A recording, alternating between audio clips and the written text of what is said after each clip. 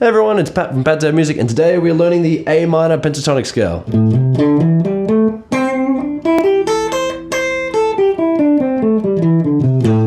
A great scale, just playing up and down the scale, and it sounds like you're writing a riff or you're soloing or you're doing something. It's such a great scale to learn. Now, what is awesome about the A minor pentatonic scale is the version I'm going to show you, right? It's a 2-octave pattern, which means it's one scale, and then it continues to another scale. So it's great. So you're actually learning 2 scales, and the best thing about this is that it's a movable shape. So we're at the very end of the video, I'm going to show you how this one scale can be used for every minor pentatonic scale. So you're going to learn them all in one video, guys. Grab your guitars and let's go through. So the important thing to remember with this scale is the notes that you're playing is you're playing a 1, a flat 3, you're then playing a 4, a 5, and then you're playing a flat 7, and then an octave. And if that theory went all over your head, don't worry guys, just head to patdavidmusic.com if you ever do want to go further into the theory. But enough of my rambling, let's dive in. So you want your first finger on the 5th fret of the 6th string, that's your A note.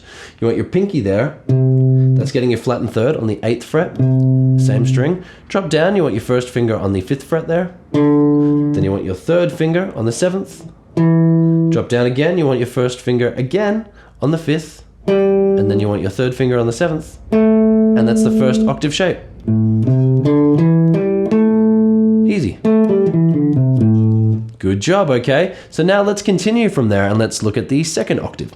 So now continuing from another A note, so you want your 3rd finger back where it was on the 7th fret of the 4th string. Right, then drop down and you want your first finger on the 5th. 3rd finger on the 7th.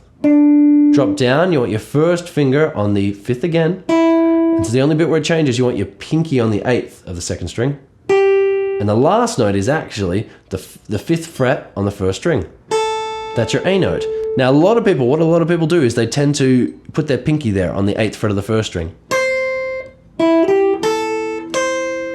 And of course you can, just remember that the last note in the scale is actually the 5th fret. So if you did just want to practice the scale from one note to the next, that's where you would finish on the A. But the best thing about this scale, and well done for making it to the end, is it was an A minor pentatonic scale because we start on the 5th fret. If you move back 2 frets, so you're on the 3rd fret, you've got a G note. Play that same pattern. You've got a G minor pentatonic scale. Move it all the way up to the 8th fret, you've got a C minor pentatonic scale.